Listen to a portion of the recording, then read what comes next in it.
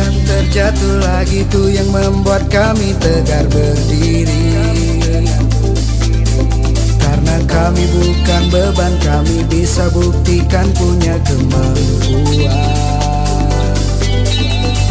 Kami berakselerasi, berkreasi dalam membangun negeri. Kami tidak butuh kasihan, yang kami ingin hanya satu kesempatan. Dengan ini kami punya cahaya, dengan ini kami bisa berkarya, dengan ini kami bisa bekerja. Mari bersama berjuang untuk wujudkannya. Kartunet.com karya tunanetra Indonesia yang berakselerasi, wujudkan dunia inklusif. Mari bahu-membahu, ciptakan lingkungan yang baru, yang ramah tak berbatas untuk kaum disabilitas.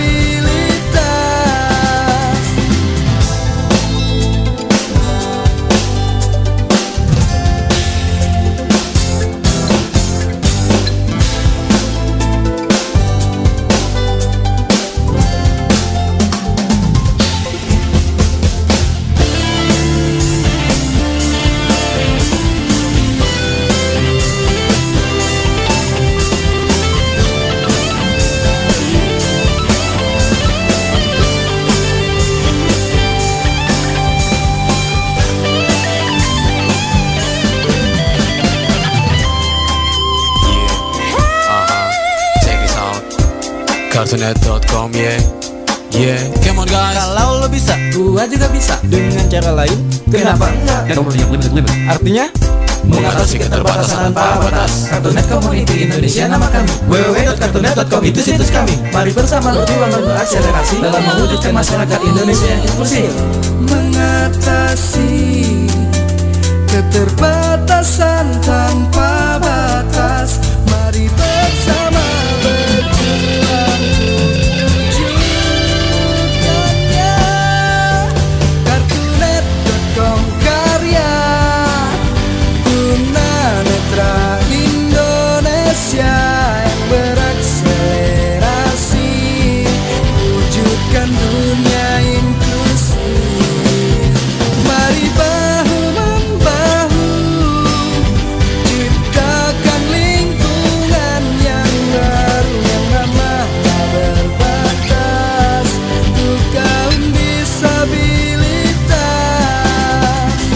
Kartunet.com karya tunanetra Indonesia yang berakselerasi, wujudkan dunia inklusif.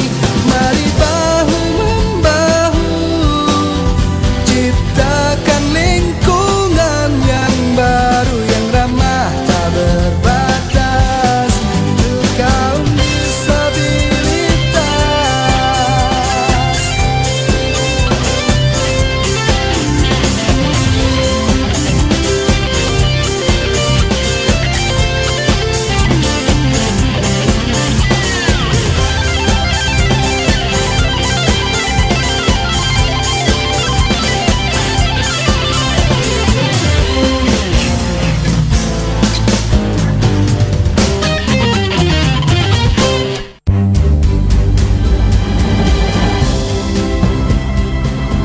Keterbatasan bukanlah pembatas. Berbeda bukan untuk dibedakan. Dan kekurangan bukanlah penghalang. Kartunet, karya tunanetra. Bersama suara edukasi, mengatasi keterbatasan tanpa batas. Manusia adalah makhluk yang sempurna, tetapi banyak manusia di balik kesempurnaannya terdapat satu kekurangan. Apakah kekurangan tersebut akan menjadi halangan?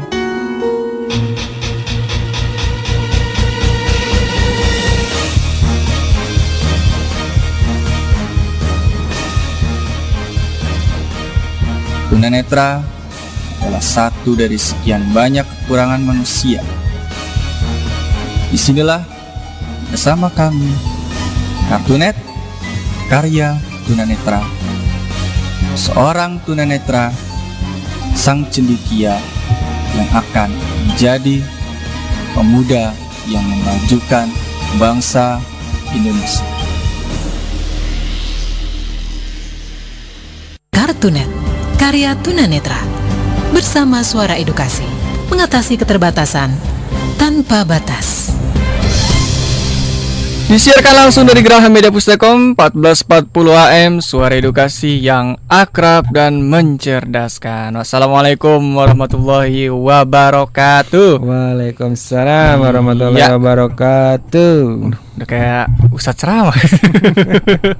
Kan harus dijawab dong Harus Kak Sena. dijawab, betul ya. Iya. Baiklah, Kak Sena dan Kak Dimas Halo. kembali menjumpai Sahabat Edukasi, Kak Dimas ya. Ya, halo sahabat edukasi. Apa kabar Apa nih? kabar?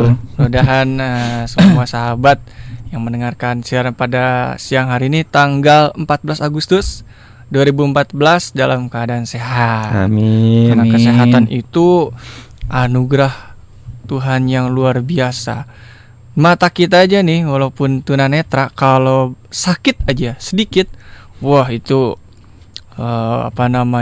amat menyusahkan sih, enggak ya? Cuma kita aktivitas itu agak-agak kagok. Nah, Iya. kemudian juga banyak pekerjaan yang tidak selesai ketika kondisi badan kita tidak terlalu fit misalkan. Betul. Nah, kali ini Kak Dimas dan Kak Sena kembali nih nanti akan ngobrol-ngobrol tentang tema-tema yang sangat menarik. Yes. Nah, berhubungan dengan apa nih hari ini ya? Ya. Bulan apa nih sekarang Kak Ya Dimas? Kak Sena, karena hari ini itu ya ada dua, kebetulan hari ini bertepatan juga dengan Hari Pramuka Nasional ya. Jadi selamat Hari Pramuka Hari nih Pramuka buat Nasional nih. sahabat edukasi semuanya. Semoga para pemuda kita ini tetap maju dan menjadi kebanggaan bangsa Indonesia ya. Iya. Dan juga nanti jangan lupa hari Minggu nanti berapa hari lagi ya? 3 hari lagi ya. 3 hari lagi. Nah, dong, 17 4 hari. Agustus ya 4 kita hari. akan merayakan Hari Kemerdekaan Nah. Republik Indonesia ya. Mm-mm. Yang ke 69 tahun kan ya. Berasa ya. Iya, kita udah. belum lahir Kak Sena waktu itu ya. Udah sepuh nih. Iya, Yang mau jadi- berinteraksi boleh nih Kak Yes. Dimas ya. Ya boleh, yang mau via SMS bisa ke 0813 2524 1440. 2526 1440. Atau ke mention di Twitter di @kartunet, boleh Ya, juga dan ke juga di @suara_edukasi. Jadi nanti kita akan ngobrol-ngobrol tentang apa sih makna kemerdekaan bagi kita, khususnya Dan dari perspektif disabilitas ya, Kak Sena. 69 tahun merdeka apa sih ini? Ya betul, Perspektif yang sudah kita berikan kepada bangsa ini dan negara ini berikan kepada kita. Iya. Dan juga nanti kita akan ngobrol-ngobrol dengan orang-orang yang sangat inspiratif ya. Tentunya. Nanti ada yang via telepon dan juga ada yang sudah ada di sini nih, gede banget tapi nggak kelihatan. Nggak kelihatan. Iya, jadi nanti kita akan ngobrol juga sama sahabat edukasi juga di sini. Jadi jangan kemana-mana ya Kak Sena ya. Iya, tetap stay tune terus di Suara Edukasi Yang akrab dan mencerdaskan. Cerdaskan.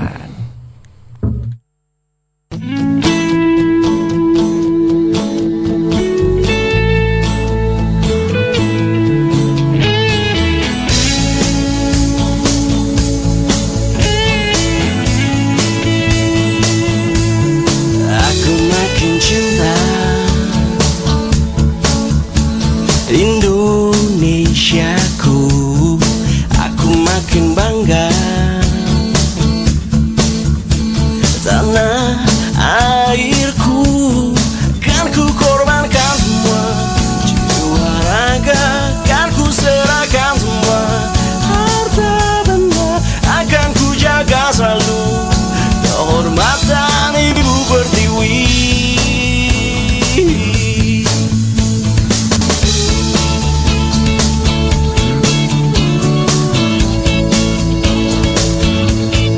Panorama indah Indonesiaku, kayakan budaya, oh tanah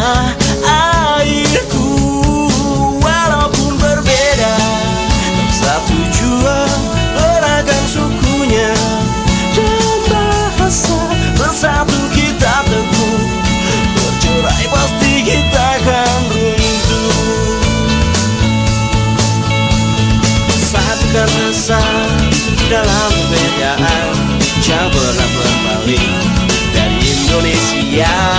Satukan hati demi Ibu Pertiwi, jangan kau nodai lagi Indonesia.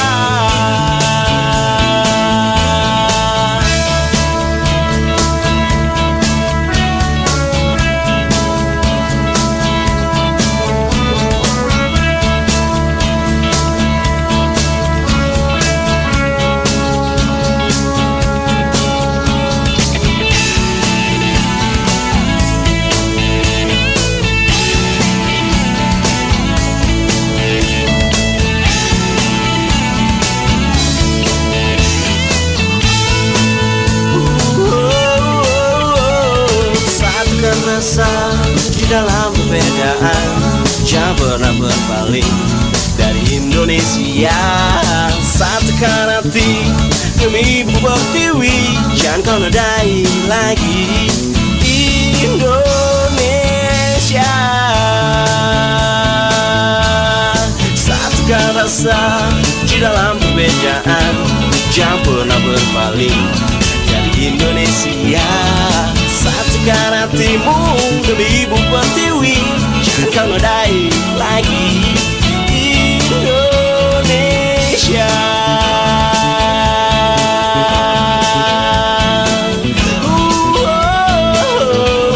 Satukan hati demi Ibu Pertiwi, jangan kau nodai lagi Indonesia.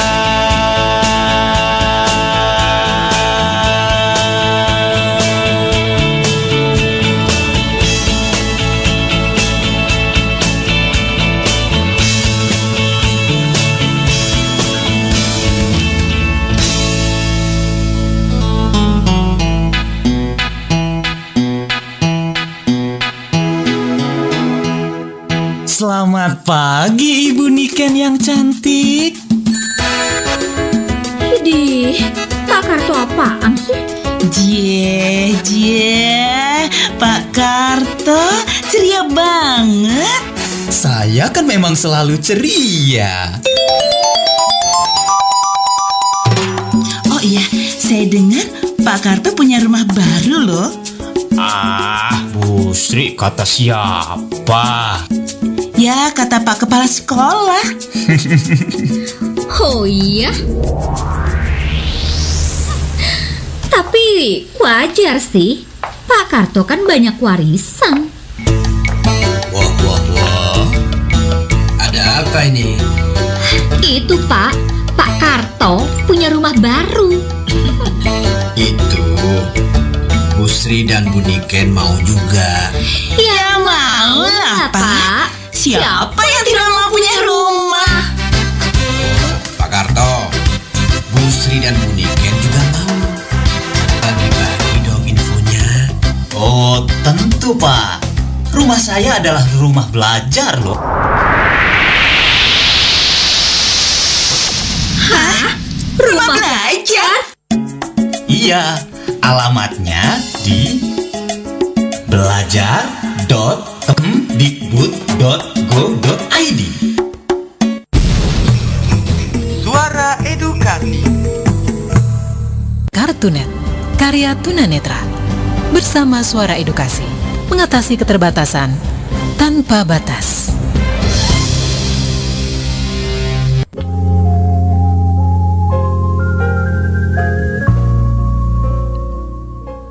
Assalamualaikum warahmatullahi wabarakatuh.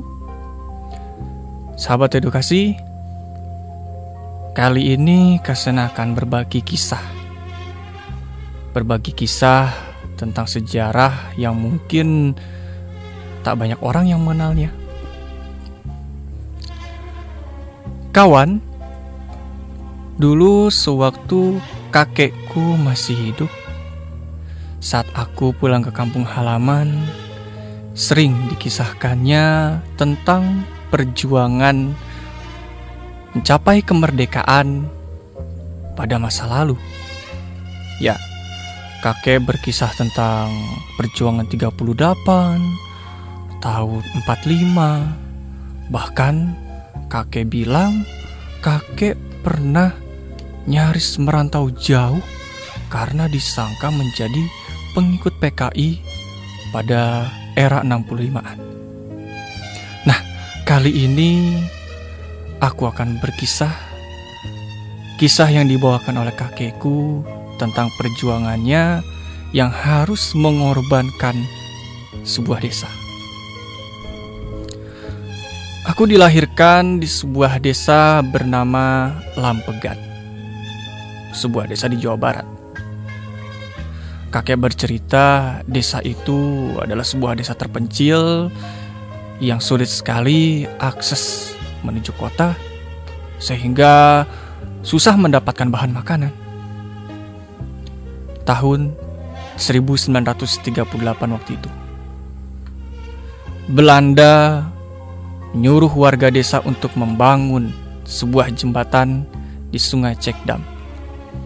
Ya, Sungai Cekdam adalah sungai yang alirannya cukup deras, sehingga alirannya mampu dibuat sebagai pembangkit listrik tenaga air saat ini mungkin. Tetapi pada saat itu, arus Sungai Cekdam menjadi mitos tersendiri bagi warga desa, sehingga tidak ada yang mau menyeberanginya dengan naik rakit, apalagi berenang. Sehingga untuk memudahkan Belanda menuju desa kami, maka dikerahkanlah warga untuk membangun sebuah jembatan beton. 100 warga, kata kakek, dikerahkan. Banyak yang tumbang karena harus melaksanakan kerja rodi. Kakek bilang mereka hanya diberi makan 1 suap. Ya, 1 suap nasi saja setiap harinya. Dan lagi pula, Belanda mengerahkan bukan hanya orang dewasa, tetapi kanak-kanak pun disuruhnya bekerja. Siapa yang menolak, kena tembak. Setiap hari, jalanan desa penuh dengan darah. Belanda tetap tak peduli meskipun 100-an nyawa melayang. 100 warga meninggal, 100 yang lain menggantikan. Tak sampai 6 bulan, banyak nyawa sudah yang melayang. Setahun jembatan itu dibangun. Selama setahun itu pula, kata kakek, Sungai Cekdam tak ubahnya seperti sarang penyamun. Ya, banyak nyawa yang melayang, kawan, demi berdirinya sebuah jembatan yang megah.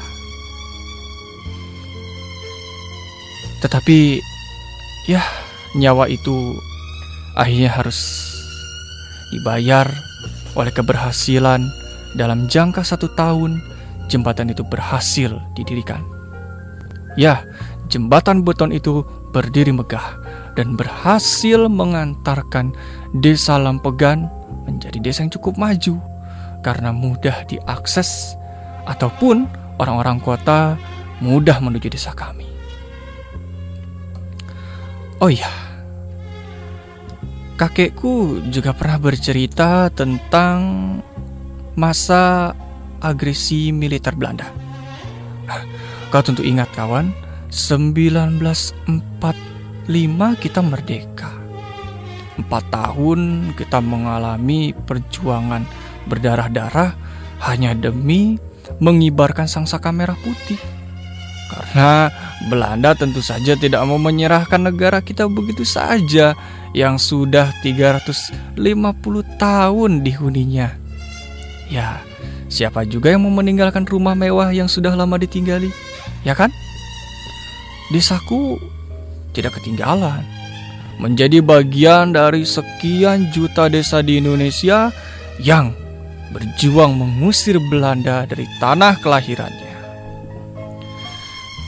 Jembatan Cekdam itu menjadi saksi bisu, kawan, ketika kerakusan dan kebencian bertempur demi mempertahankan harga diri. Kerakusan Belanda yang ingin menguasai perkebunan teh di desaku melawan kebencian warga desa yang berpuluh-puluh keturunan, nasibnya selalu saja ditindas oleh Belanda. Belanda tak mampu lagi menahan serangan bambu runcing dan panah. Pistol-pistol mereka tidak berdaya ketika menghadapi pemburu-pemburu desa yang kalau sudah kambuh liarnya tak peduli siapa manusia dan apa itu hewan.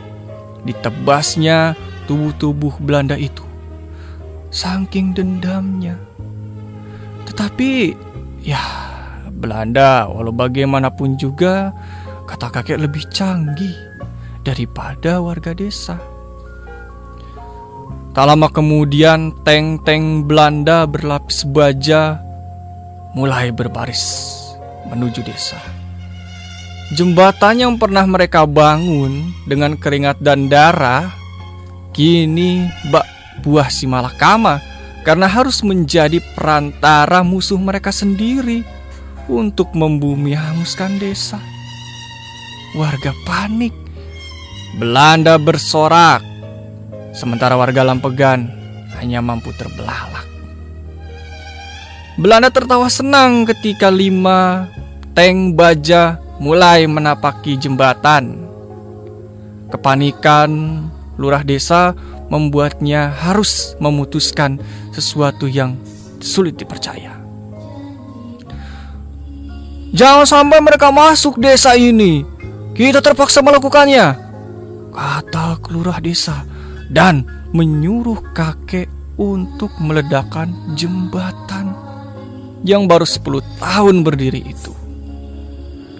Kang Ujang, sahabat kakek, jelas amat keberatan karena kalau jembatan itu runtuh, lantas bagaimana nasib warga desa?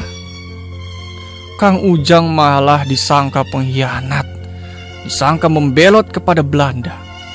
Alasan demi alasan yang masuk logika dijelaskan oleh Kang Ujang, tetapi tidak mampu untuk membujuk lurah dan warga desa yang sudah dicengkram kepanikan. Apa boleh buat, Kang Ujang harus gugur. Kang Ujang gugur sebagai pejuang, tapi amat disayangkan ia harus gugur di tangan kawan seperjuangannya sendiri. Kakek menitikkan air mata. Akhirnya dengan sangat terpaksa kakek menerobosi pepohonan yang mengelilingi sungai Cekdam. Di tangannya ia membawa beberapa granat. Ia akan menanam granat-granat itu di sisi setiap jembatan yang kira-kira lemah. Dan ketika granat itu meledak, tank-tank itu pun akan ikut meledak. Kakek tiba di bawah jembatan. Diletakkannya granat-granat itu di sudut-sudut lemah bagian jembatan. Ia segera berenang menuju darat. Tidak ada sampai 1 menit, granat-granat itu telah meluruhkan tank-tank Belanda. Itulah kisah kakek kawan. Kisah yang mungkin tak banyak orang mengenalnya, karena seorang penulis pernah mengatakan jarang sekali orang-orang mengenang kisah rakyat kecil. Di akhir kisah, kakek selalu berpesan padaku, kawan. Cucuku, tidak penting apa gunanya kau mengenang jasa para pahlawan. Yang paling penting adalah apa yang akan kau lakukan, apa yang akan anak cucumu lakukan untuk mengenang jasa para pahlawan di negeri ini. Itulah kisahku, kawan. Semoga kisah kakek tadi memberimu inspirasi dan dapat memaknai arti kemerdekaan pada bulan Agustus ini. Sekian, sampai jumpa pada monolog berikutnya. Assalamualaikum warahmatullahi wabarakatuh. Pakai insinyur, saya bilang kita harus membangun di atas sebuah dasar. Dasar yang sudah ada, bukan dasar yang belum ada. Begitu juga negara Indonesia. Merdeka harus dibangun di leher dan bahu yang kokoh, di atas dasar yang sesuai dengan sejarah kita. Dasar yang demikianlah yang menjadi falsafah kita. Kita harus bersama-sama mencari visi dan wawasan yang kita semuanya setuju. Ini bukan kompromis, tetapi kita sama-sama mencari satu hati yang kita setujui bersama. Kami, putra dan putri Indonesia, menjunjung bahasa persatuan, bahasa Indonesia. Saya berharap kepada seluruh pendengar bahwa Indonesia sekarang sedang dalam masuk masa keemasannya. Oleh karenanya, janganlah kita itu tidak siap, malah nanti kesempatannya diambil oleh orang lain. Oleh karenanya, siapkanlah diri kita masing-masing untuk menerima atau menyongsong masa depan Indonesia yang jauh lebih baik ke depan. Saya Hairul Tanjung. Selamat mendengarkan Radio Suara Edukasi yang akrab dan mencerdaskan.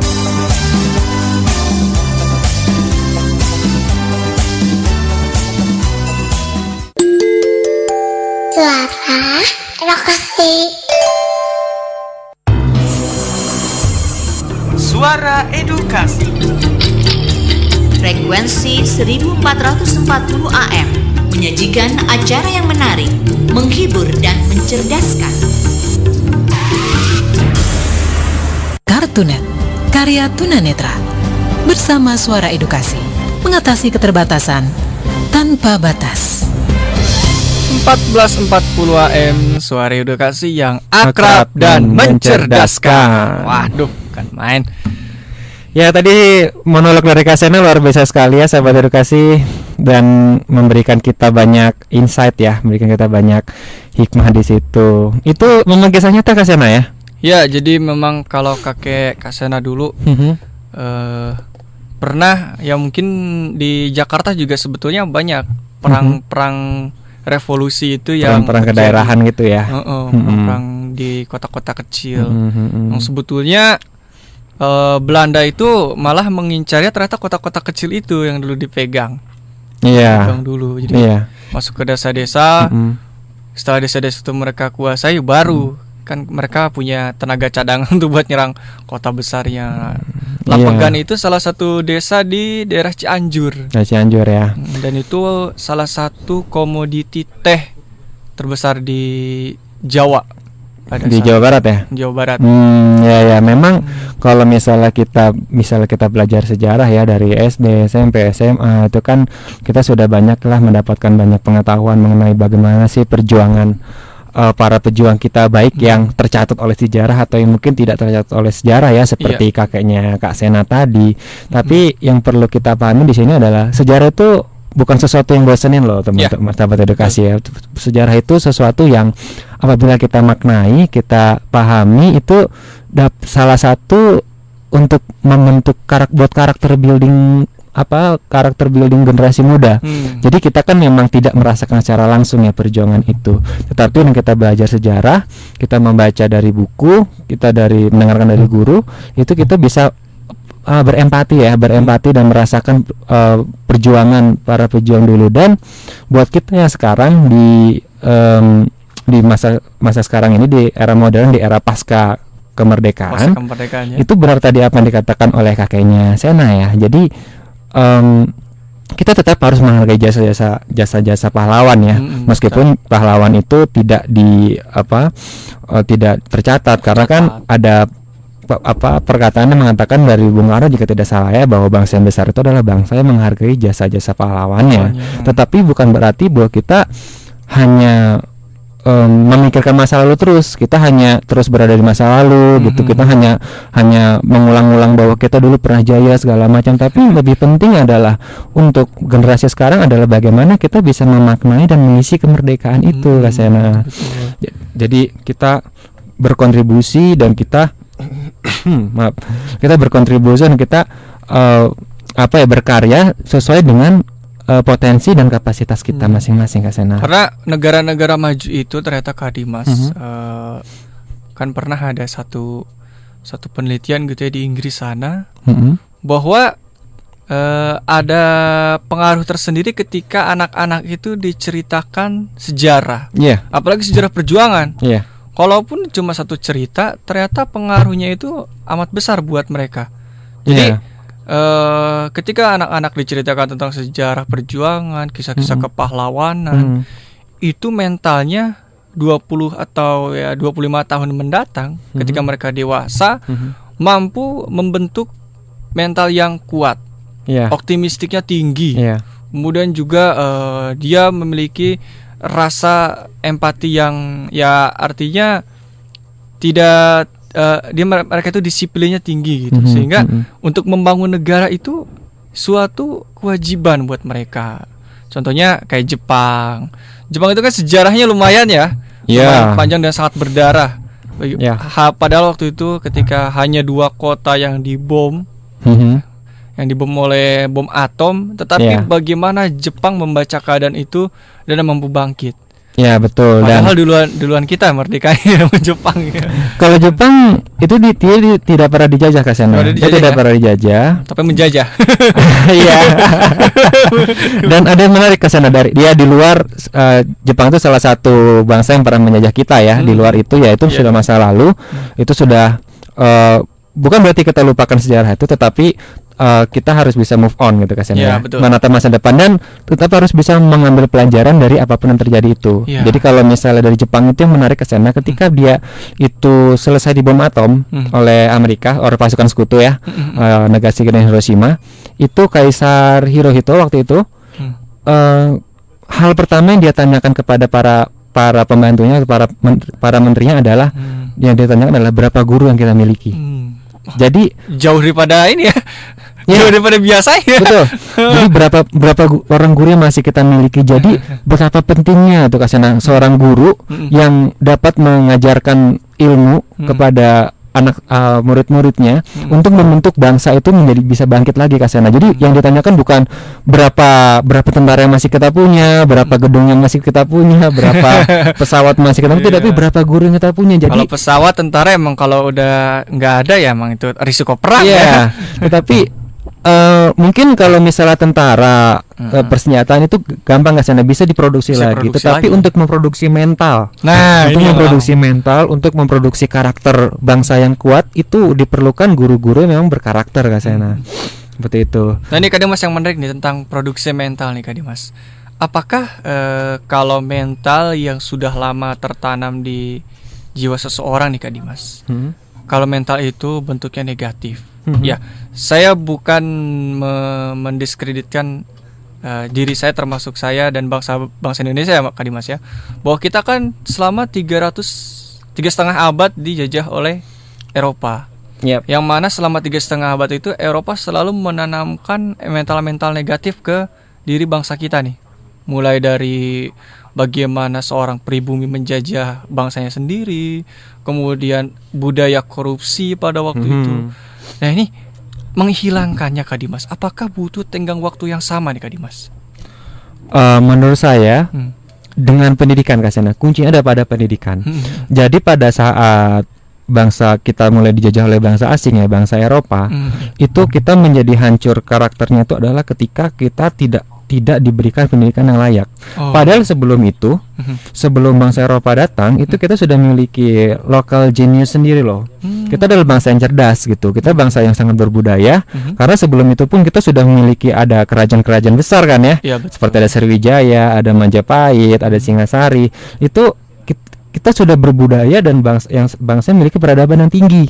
Dan mereka juga punya sekolah-sekolah tertentu ya. Betul. Padepokan itu sekolah juga ya ternyata. Baik waktu itu masih berlandaskan agama Hindu Buddha atau setelah Islam masuk, itu kita sudah memiliki institusi pendidikan dengan peradaban yang tinggi Kak Sena. Tetapi ketika penjajah Eropa itu masuk, mereka benar-benar hanya menyedot, mengeksploitasi sumber daya alam kita, tidak memikirkan sama sekali SDM-nya, sehingga SDM kita jatuh ya, akhirnya kita menjadi bangsa yang pada saat itu ketika kita merdeka itu mungkin hanya sekitar 2 atau 3% yang sudah bisa baca tulis.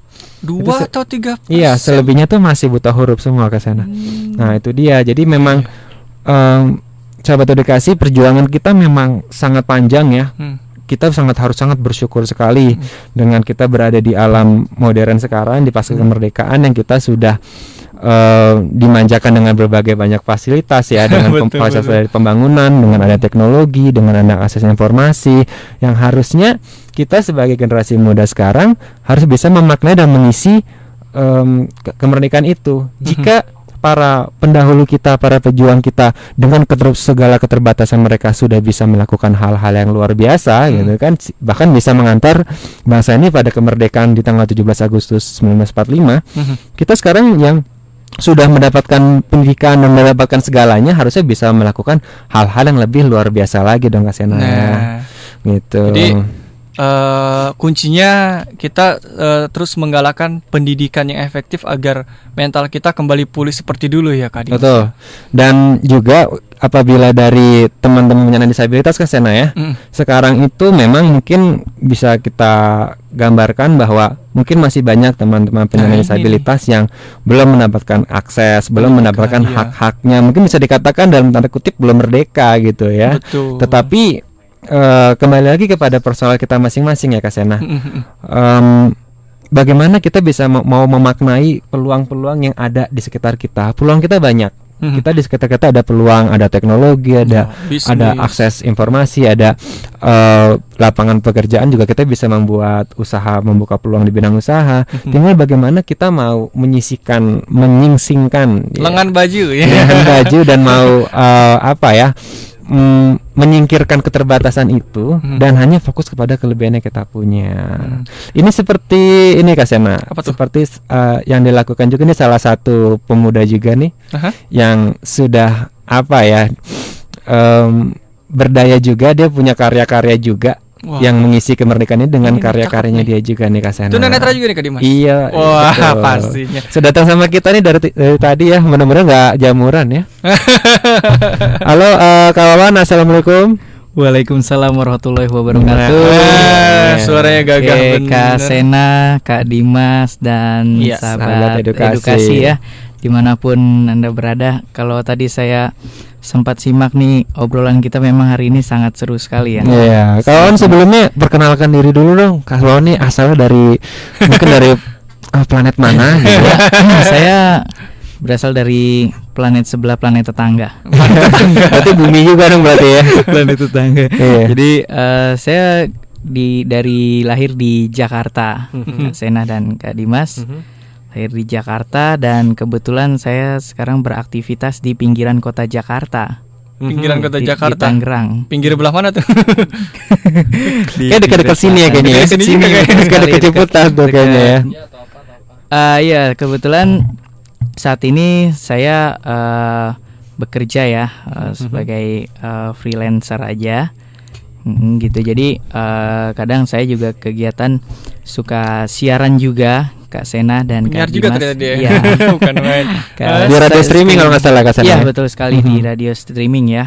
Sekaligus juga untuk belajar, karena saya merasa bahwa banyak sekali yang harus saya pelajari gitu kan selagi usia saya muda gitu. Seperti kata Kak Sena dan Kak Dimas tadi, kalau kita menengok ke belakang sejarah itu kan betapa para pahlawan-pahlawan itu kan gigih sekali gitu. Kenapa kita yang sebagai generasi muda, kenapa kita harus berdiam diri saja tanpa melakukan sesuatu yang positif gitu, dan tentunya bisa membanggakan. Kalau buat kawan sendiri nih, sebetulnya makna kemerdekaan ini kan kita udah sering nih ngerayain kemerdekaan, lomba-lomba dan sebagainya. Apakah kemerdekaan itu harus diisi dengan kegiatan semacam itu nih kawan? Ya, kegiatan semacam itu perlu juga ya sebagai pembangkit semangat kita. Tapi selain kegiatan itu seperti ya seremoni-seremoni, tapi kalau nggak didukung dengan praktek kita selama 1 tahun berikutnya, buat apa Kak Sena gitu. Dan kalau menurut saya makna dari kemerdekaan ini kan sebenarnya luas ya. Bisa merdeka itu adalah bebas gitu kan. Kemudian bebas tapi harus ada batasan-batasannya gitu kan. Kalau kita berbicara ke soal teman-teman yang disabilitas, berapa banyak orang sih rekan-rekan disabilitas kita yang sudah merasakan dampak dari kemerdekaan gitu Kak Sena. Betul. Oke.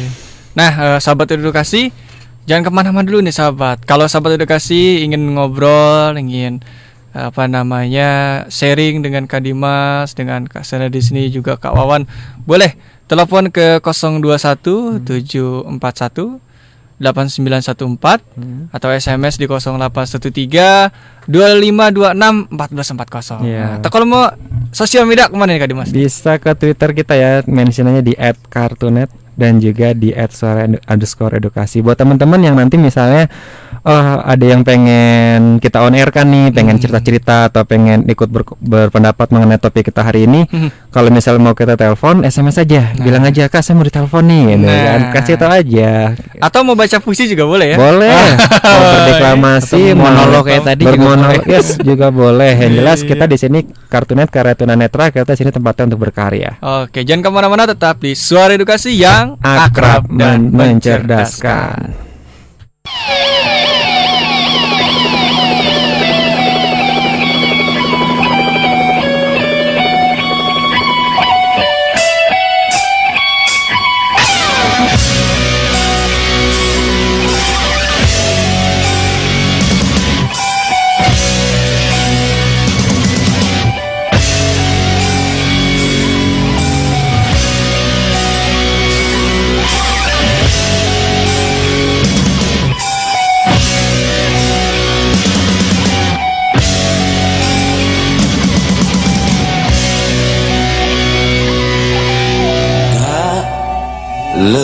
Lelahkah kau di ujung tiang atas sana? Gak letihkah kau berkibar menantang angin di atas sana? Putihmu yang lusuh penuh debu, merahmu yang luntur bercampur air hujan.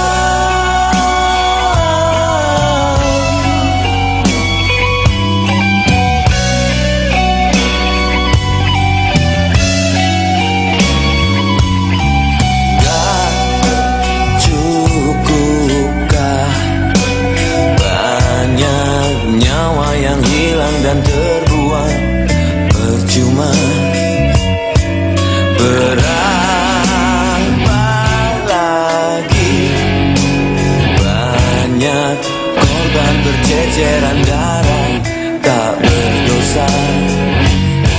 Putihmu yang suci jangan ternoda, merahmu yang berani diterpa hujan badai.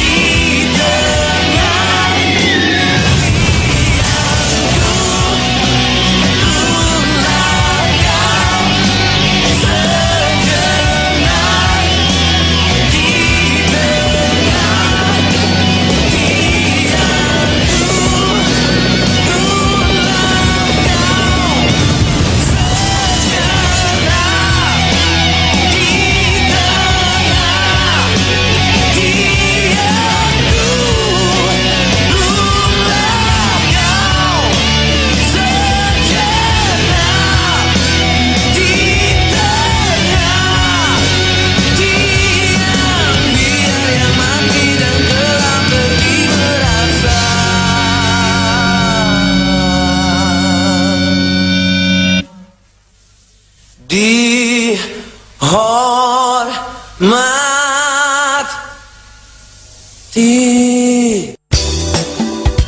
Saya Aris Utomo, pemimpin redaksi RCTI. Saya ingin menyampaikan bahwa dengarkanlah radio pendidikan Suara Edukasi yang dikelola oleh Sostekom, karena ini akan memberikan manfaat, khususnya pendidikan melalui radio bagi Anda. Terima kasih.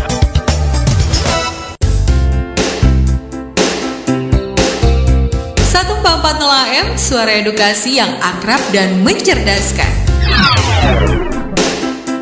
Kartunet, karya tunanetra. Bersama Suara Edukasi, mengatasi keterbatasan tanpa batas.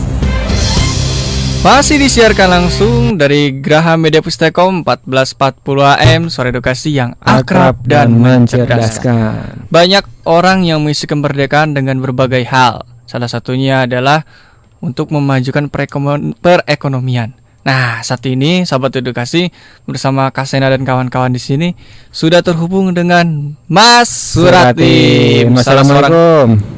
Waalaikumsalam. Ini entrepreneur muda ini deh. Iya, jadi Mas Suratim ini mungkin kita kasih introduction dulu ya. Mas Suratim ini dia seorang tunanetra, dan kalau di Facebooknya dia ini nih brandingnya Suratim Blind Entrepreneur. Bukan tunanetra pengusaha. Jadi ya. Dia mencoba mengisi salah satu kemerdekaan dengan membuat bisnis sendiri, membuka lapangan pekerjaan sendiri, dan bukan sekedar berbisnis ya, tetapi juga memberikan manfaat juga bagi teman-teman penyandang disabilitas. Karena bisnisnya ini ada hubungannya dengan alat-alat teknologi atau alat-alat bantu untuk teman-teman penyandang disabilitas, khususnya teman-teman tunanetra. Kalau ngobrol nih, jadi kita mau lebih banyak lagi deh, kita ngobrol langsung sama Mas Suratim deh. Mas Suratim, ya, bisa dijelasin dulu dong tentang dirinya. Ya. Profil perkenalan. Ya, saya Suratim, tapi terus kalau di publik atau di dunia internet saya pakai branding Suratim Blind Entrepreneur. Ini karena memang sejak fokus di dunia wirausaha ingin memperkenalkan pada masyarakat bahwa ada sisi lain atau ada peluang lain, bahwa seorang disabilitas dalam hal ini tunanetra misalnya bisa merdekakan diri atau membuat mandiri dalam hal berniaga misalnya, karena dengan berniaga atau menjadi entrepreneur itu dalam artian kita bisa juga merdeka dalam segi finansial dan dalam segi pekerjaan ya. Itu saya aktif di Braille Assistive Teknologi yang khusus menjadi dealer resmi untuk alat-alat bantu tunanetra dan low vision seperti screen reader, juga Braille Embroider, Braille display, dan beberapa talking devices. Misalnya seperti ada talking kompas, ada juga electronic talking cane yang teknologi ultrasonic. Itu lalu selain di perniagaan, saya juga menggerakkan beberapa kegiatan sosial, seperti kami juga pernah menyelenggarakan pelatihan wirausaha untuk beberapa teman-teman tunanetra juga. Kami juga memberikan pelatihan komputer bicara gratis juga. Itu untuk yang sisi sosialnya dan sisi benefitnya buat teman-teman disabilitas ya. Selain kami melakukan kegiatan komersial, kami juga melakukan kegiatan sosial, dalam hari ini memberikan benefit buat sesama kaum disabilitas, seperti memberikan pelatihan komputer bicara dan juga memberikan workshop kecil dalam hal pengenalan kewirausahaan. Itulah kira-kira secara singkat yang saya kasih gambaran kepada pendengar ya. Itu bisnisnya udah mulai dari kapan, Mas Suratim? Bisnis sendiri udah dikerjain terus sejak kurang lebih tahun 2003. Tahun 2003. Dan waktu itu motivasinya apa Mas Ratim? Karena kan ini kan Mas Ratim bisnisnya itu terkait dengan alat-alat bantu untuk disabilitas kan ya. Padahal kan bisnis kan banyak ya. Bisnis kan banyak, ada yang berjualan ini itu. Kenapa yang dipilih adalah itu Mas Ratim? Pertama karena memang saya suka di bidang teknologi pertama. Dari saya mengenal komputer itu sejak tahun 92 nah sejak itu saya mulai menyukai teknologi, khususnya teknologi ketenagaan. Karena faktor kesukaan itu saya memilih bisnis itu. Kenapa? Karena pertama saya belajar dari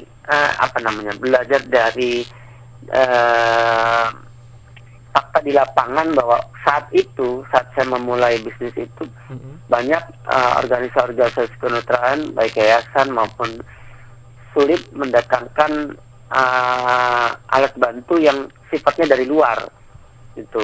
Jadi motivasinya adalah sebenarnya motivasi awalnya adalah memudahkan organisasi kenetraan baik yayasan maupun dalam hal ini juga pemerintah yang karena beberapa waktu lalu juga bekerja sama dengan pihak pemerintah untuk pengadaan alat bantu kenetraan. Jadi intinya adalah memang memberikan kemudahan, karena dengan adanya dealership authorized dealer, maka mendatangkan alat bantu yang sifatnya dari luar itu relatif lebih mudah ketimbang nggak ada ikatan apa-apa gitu.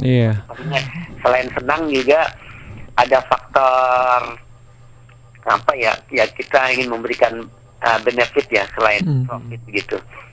Kesana menariknya itu Kasena. Jadi dengan niat ini ya, niat mulia ya untuk bisa membantu teman-teman keadaan teman-temannya. Iya, yang disabilitas yang lain, tapi ya alhamdulillah malah bisa menghasilkan penghasilan juga ya bagi Mas Ratim ya, luar biasa di situ. Mas Ratim, jadi kan kalau misalnya Mas Ratim tadi kan membrandingkan sebagai blind entrepreneur, sebagai seorang wirausahawan tunanetra. Nah, untuk menjadi seorang wirausahawan itu kan syaratnya banyak tuh. Kayak misalnya butuh kemampuan untuk manajemen yang baik, kemampuan untuk disiplin, terus butuh kemampuan untuk bisa memanfaatkan peluang. Kira-kira bisa cerita-cerita nggak Mas? Karena kan beda ya dengan kita bisa menjadi karyawan ya dibandingkan dengan entrepreneur. Kira-kira ada nggak sih pengalaman menarik atau suka dukanya ketika awal memulai bisnis itu? Ya memang pengalaman kita bisa belajar dari pengalaman ya. Betul. Sebagai wirausaha tuh banyak suka dukanya ya. Tapi sih secara basic ya atau prinsipnya lebih banyak sukanya ya. Tapi dukanya ada. Karena pertama adalah gini, dulu ketika awal-awal saya menjalankan bisnis di alat bantu tunanetra adalah faktor pertukaran kurs yang fluktuatif saat itu ya. Nah di awal-awal karena saya belajar hanya langsung dari praktek, tidak dengan teori, tidak dengan bagaimana itu impor barang, bagaimana itu tax impor atau pajak impor segala macam. Nah saat itu, ini duka dan sekaligus kesan yang menjadi sangat berharga itu bahwa belajar itu memang penting. Saat itu, let's say misalnya saya memberikan harga sekian pada customer, tapi pada saat itu fluktuatif dolar yang sangat bukan saya nggak mengikuti, tapi kurang paham ya saat itu. Saat itu kurang paham sehingga terjadi selisih yang sangat besar ya, sehingga dalam tanda petik itu terjadi kerugian di awal ya. Karena faktor salah hitung kurs itu kan. Nah itu karena kan kalau kita sudah deal sama customer misalnya 100.000 misalnya, tapi ketika saya transaksi dolar baik dengan supplier di luar negeri maupun dengan pihak perbankan untuk transfer, itu kursnya berbeda. Nah itu kan sudah menjadi resiko saya sebagai dan nggak mungkin kita rubah kebijakan atau ketetapan yang sudah kita deal sama customer. Nah itu di awal terjadilah seperti itu. Kira-kira itu saya nggak menganggapnya duka, tapi saya menganggapnya sebagai apa ya? Sebagai sebuah pelajaran. Pelajaran ya. Sebagai pelajaran dan sebagai motivasi saya untuk banyak belajar dan banyak bertanya gitu. Akhirnya dari itu Iya. di orang yang menguasai bidangnya gitulah. Kira-kira itu yang pernah terjadi yang sampai sekarang masih saya ingat itu. Iya. Menarik, jadi satu hal yang bisa jadi pelajaran seumur hidup ya Mas Ratim ya. Dan biasanya habis itu nggak terulangi lagi tuh ya. Iya, itu dia.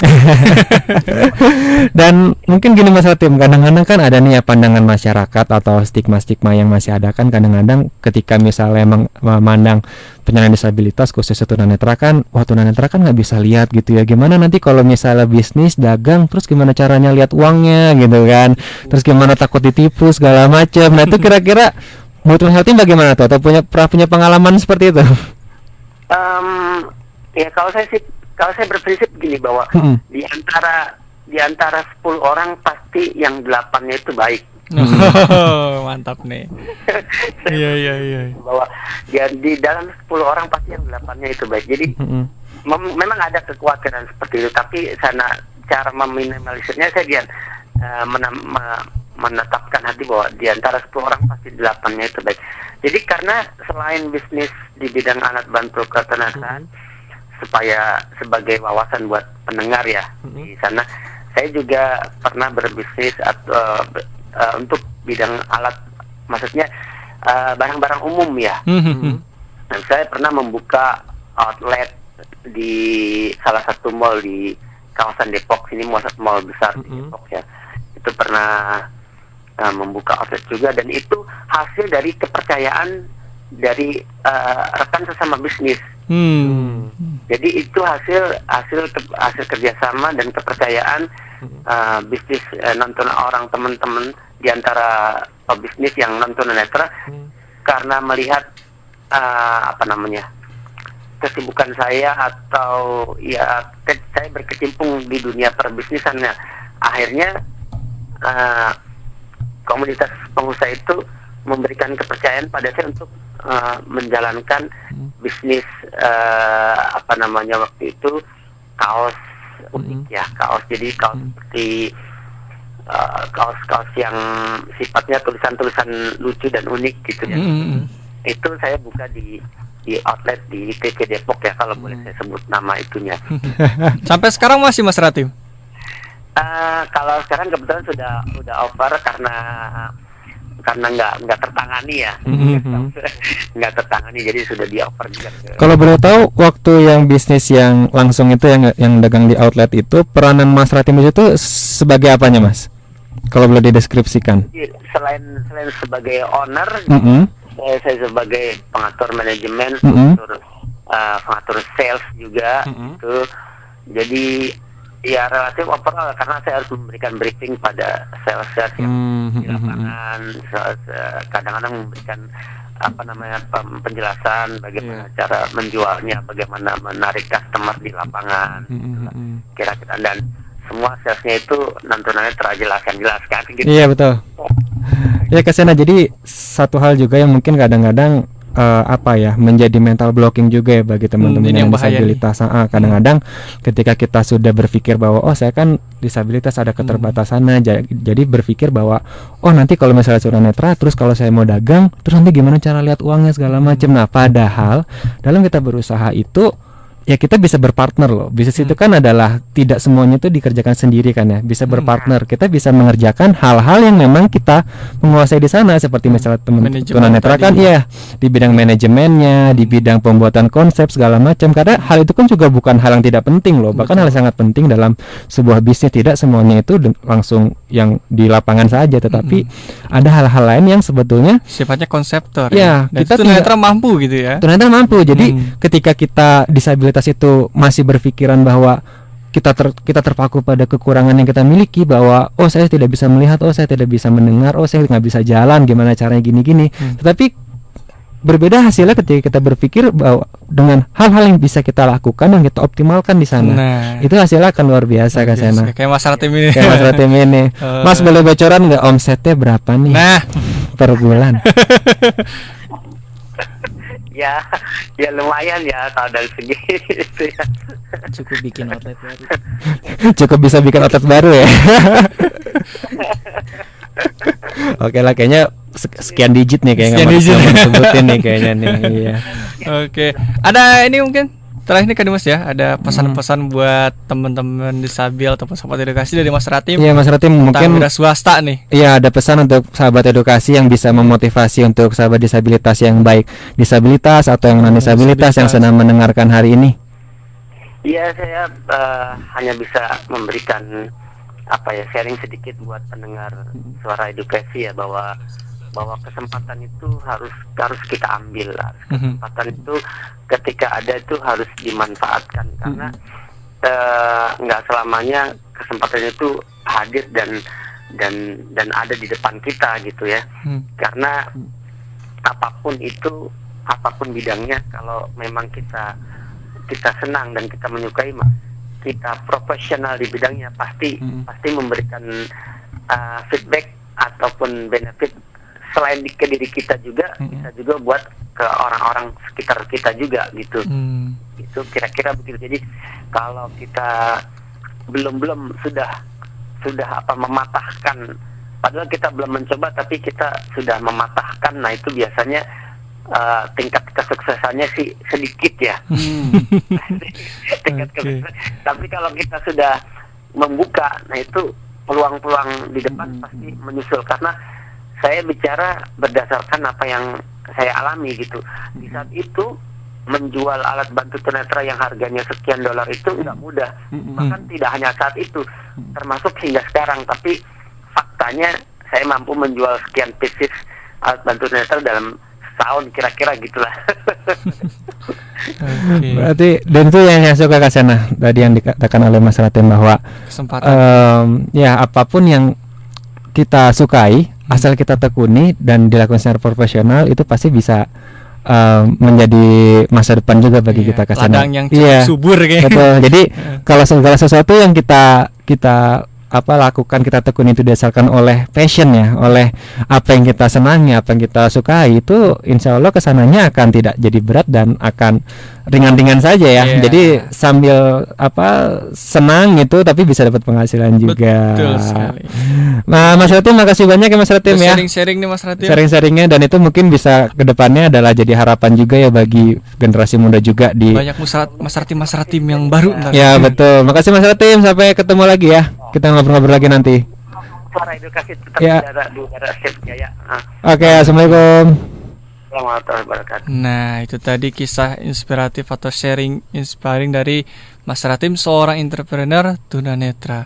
Yang bikin kesana terharu adalah bahwa dia bisa juga menjalin kerjasama dengan non disabilitas. Dan ini catatan yang luar biasa ketika seorang pembisnis tunanetra mampu menjalin relasi dan dipercaya gitu sama pembisnis yang non disabilitas. Itu membuktikan bahwa kita mempunyai profesionalitas kerja.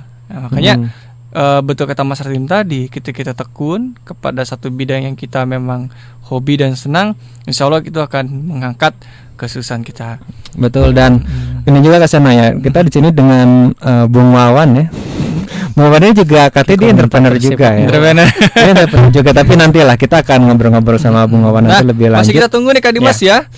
Interaksi sahabat edukasi di 0813 2526 1440 atau di 021 741 8914, atau boleh mention ke Twitter @kartunet ya, dan juga @suara_edukasi. Jangan kemana-mana, tetap di Suara Edukasi yang akrab dan mencerdaskan.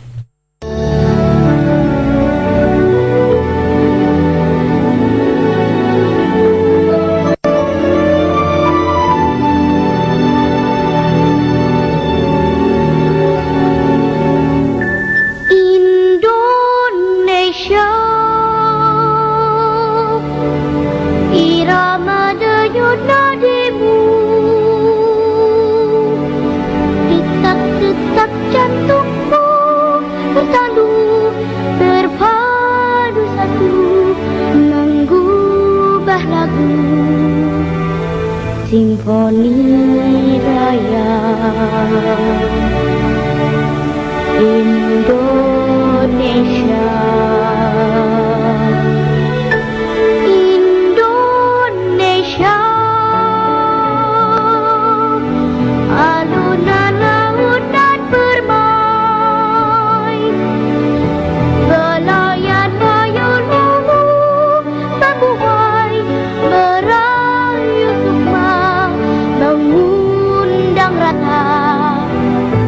damai dan cinta.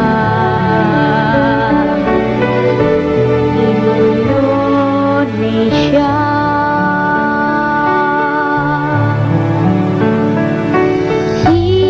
Simfoni Raya Indonesia,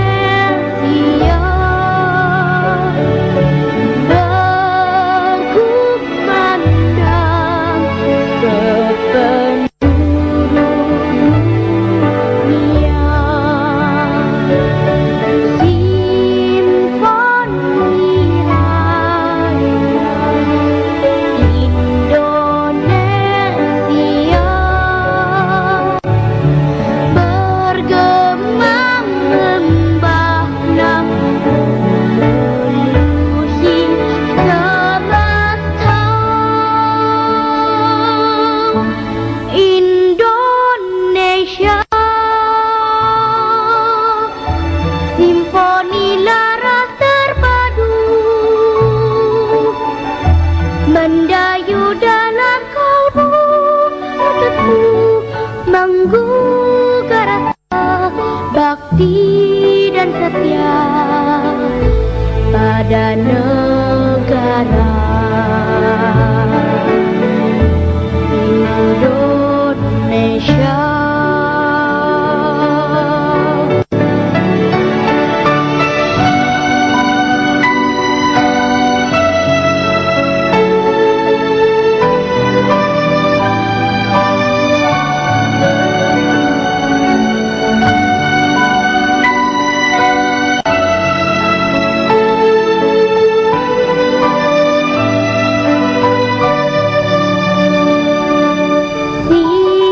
Simfoni Raya Indonesia,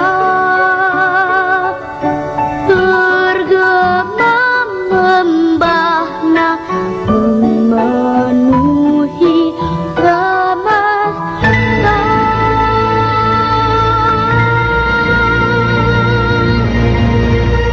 Indonesia,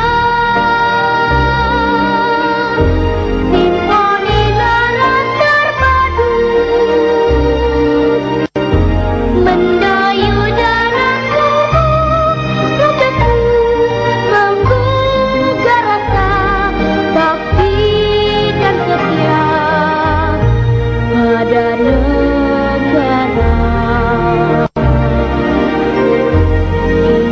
Indonesia, simfoni raya.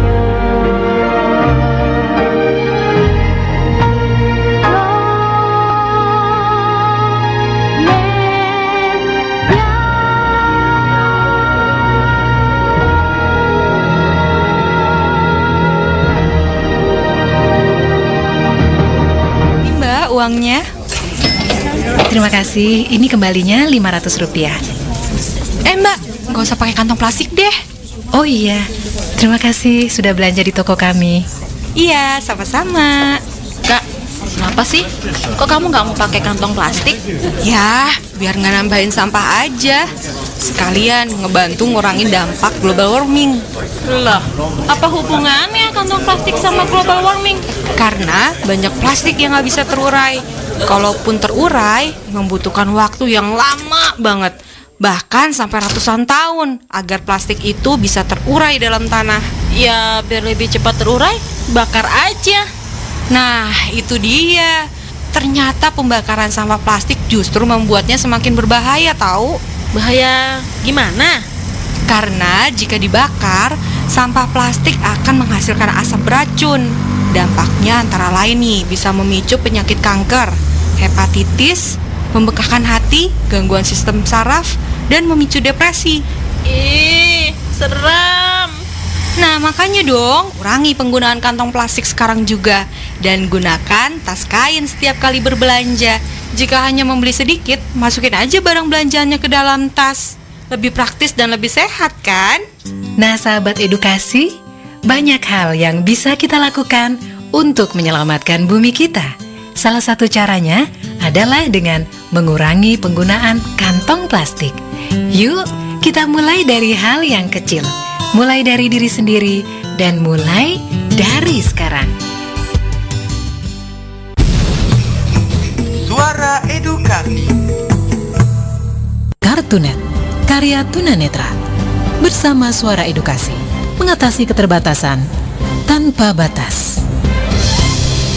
14.40 AM, Suara Edukasi yang akrab dan mencerdaskan. Iya nih, tadi kita sudah mendapatkan motivasi yang luar biasa dari Mas Ratim, kemudian juga dari Bang Wawan tadi ya, bahwa tetap saja sesukses-suksesnya kita itu bekerja menjadi karyawan atau juga kita bekerja pada perusahaan lain.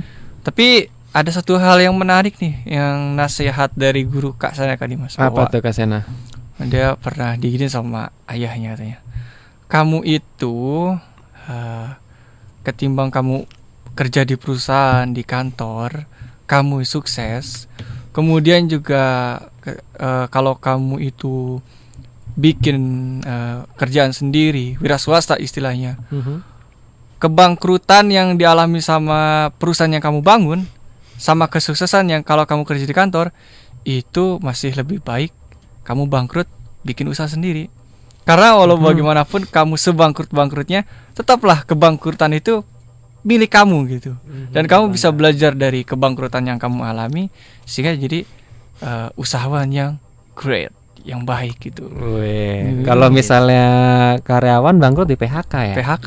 Kalau dia bangkrut, karyawan bangkrut, belajar lagi. Ini seperti yang terjadi sekarang nih. Kita bahas sedikit isu negara, bahwa diminimalisasinya itu subsidi BBM ya.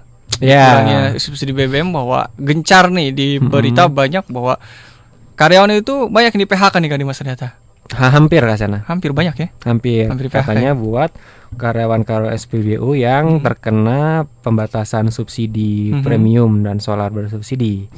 Itu karena dia penjualannya menurun kan. Iya. Gitu. Makanya hampir di PHK nih ya. Ya, tapi ya kita doakan sajalah biar pemerintah menemukan solusi yang terbaik ya. Amin. Karena itu kan memang pemerintah sih maksudnya baik, karena kan memang bahan bakar itu terbatas ya, dibatasi oleh DPR katanya kuotanya. Jadi karena daripada nanti bensin itu akhir tahun habis, nggak ada yang bisa kemana-mana. Ini yang repot kalau akhir tahun habis. Sekarang coba dibatasi. Jadi tapi ya kita doakan sajalah biar solusi terbaik gitulah ya. Atau kita masih pada naik angkot ya. Tetap ya. Kalau sejuta ya kawan. Ya. Nah, masih di sini. Masih di sini dia. Tadi kita udah bincang-bincang juga bareng Mas Ratim ya, dan Kak Wawan ini juga dia entrepreneur juga nih. Langkah pertama dia nih, baru langkah pertama kan. Nah, kira-kira bisa jelasin juga apa sih entrepreneur apa sih? Kayaknya banyak yang di entrepreneur nih. Apa aja digarap nih. Ya, seperti yang tadi Kak Ratim bilang juga ya, saya juga sama sih kebetulan menyediakan alat bantu untuk tunanetra. Tapi ini baru permulaan Kak Sena dan Kak Dimas. Itu baru permulaan, dan memang apa yang dibilang oleh Mas Ratim tadi itu banyak sekali tantangannya ya. Saya juga udah merasakan bahwa tantangan, apalagi kita kalau bermain-main dengan alat bantu tunanetra itu berhubungan sekali dengan yang namanya kurs ya. Dolar itu sangat ya, kita tahu lah ya dolar sekarang kan seperti apa, turun naik turun ya, naik turun gitu kan. Ya itu udah menurut saya sudah menjadi sebuah resiko gitu, resiko yang harus kita nikmatin. Dan kalau tadi Kak Sena dan Kak Dimas mengatakan kita mendingan bangkrut dengan usaha kita sendiri. Iya, bangkrut itu sebuah kebanggaan loh. Kebanggaan ya. Kenapa tuh kawan bangkrut? Padahal kan kalau kita menanam modalnya besar, apalagi Mas Ratim bilang tadi dan kawan juga bilang bahwa kalau bisnis begini harus berhadapan dengan pergantian kurs nih. Pasti modalnya juga naik turun. Iya, naik turun ya. Makanya kalau bangkrutnya terus-terusan gimana? Ya, kita juga nggak mau kan bangkrut terusan. Tapi sesuksesnya seorang pengusaha itu pasti dia juga sebelumnya mengalami kebangkrutan juga. Asena, makanya saya bilang bangkrut itu kita jadikan sebuah kebanggaan aja, jangan dijadikan sebuah penyesalan. Gila nih, saya enggak deh, langsung banting setir deh ke bisnis lain gitu kan. Nah, itu berarti tandanya kita mudah menyerah gitu dengan adanya badai, badai. Badai. Kawan, ini mengenai konsumen nih kawan. Kan tunanetra di Indonesia ini kan artinya yang di Jakarta aja sedikit nih. Sebelum kita break ya, gimana kawan untuk menghadapi konsumen yang jarang ini kawan? Konsumen yang jarang. Sedangkan pengeluaran kawan ini kan besar nih. Apalagi kalau harus beli barang sekian, ternyata nyampe di Indonesia dijualnya harus sekian gitu. Nah itu Kak Sena dan Kak Dimas ya. Nah, selain kita ini peranan kita juga harus betul-betul bermain ya. Peranan manajemen ya, gimana kita bisa memanajemen produk-produk kita gitu yang akan kita jual gitu kan. Kalau dalam bisnis itu saya mengatakan itu adalah sebuah tricking taktik kita gitu. Walaupun ya barang itu kebetulan saya kan mainnya di barang ya, jadi barang yang tidak basi gitu. Kenapa saya harus takut gitu aja sih. Betul. Jadi walaupun disimpan lama masih bisa dijual istilahnya ya. Dijual, betul sekali. Sehingga jadi, kebutuhannya kan. Tapi tetap kita juga menjaga namanya kualitas gitu. Oke, Sobat Edukasi, selepas azan asar nanti jangan kemana-mana karena Kasena juga kawan-kawan Kartunet akan kembali tetap di Suara Edukasi yang akrab dan mencerdaskan. Pagi Non Sandra, tumben minta diantar. Biasanya naik angkot Non. Biar Bang Jaja ada kerjaan. Non bisa aja. Capek ya Non, naik angkot mulu. Bukan masalah capek Bang, cuma ya gitu deh. Mulai dari supir, kenek, sampai penumpang, semua ngeluarin asap kayak kereta api aja. Waduh, pada berasap ya Non. Makan knalpot kali berasap Non. Tahu tuh, udah gitu kemarin anak-anak SMP udah pada numpang naik metro mininya, pada gantian rokok lagi. Pan, biar kelihatan maco. What? Maco? Siapa bilang? Yang ada numpang jadi kucel. Gak keren ah, asap lagi.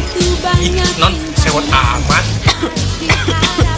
Nih, aku jadi sering batuk-batuk nih. Ini kan juga gara-gara asap rokok. Sabar Non, sabar. Besok dianterin Bang Jaja aja.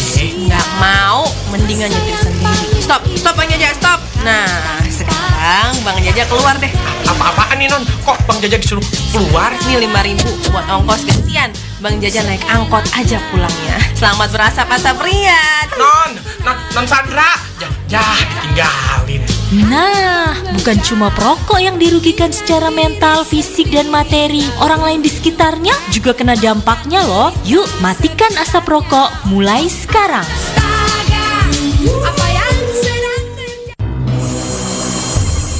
Suara Edukasi. Frekuensi 1440 AM menyajikan acara yang menarik, menghibur, dan mencerdaskan. Kartunet, karya tunanetra. Bersama Suara Edukasi, mengatasi keterbatasan tanpa batas. Masih di 1440 AM, Suara Edukasi yang akrab dan mencerdaskan. Masih di program Kartunet, karya tunanetra bersama Kak Dimas dan Kak Sena di sini. Iya. Kita lanjut lagi Kak Sena ya, ngobrol sama Kak Wawan. Kak Wawan nih, ya, sebagai sedang merintis sebagai seorang entrepreneur ya. Entrepreneur. Biar keren ya, entrepreneur ya. Tapi saya nggak pakai blind entrepreneur ya. Apa tuh? Dark entrepreneur. Dark Lord ya. Gelap. Iya. Pengusaha gelap dong. Yang mau gelap ya. Barang-barang BM. Oke. Kak Wawan, kira-kira untuk belajar menjadi seorang entrepreneur itu mental apa sih yang harus kita punya? Mental. Iya. Mental apa ya? Modal ya. Modal itu mental ya, mental jangan takut mental rugi. Jangan takut rugi ya. Iya, jangan takut rugi, jangan takut bangkrut.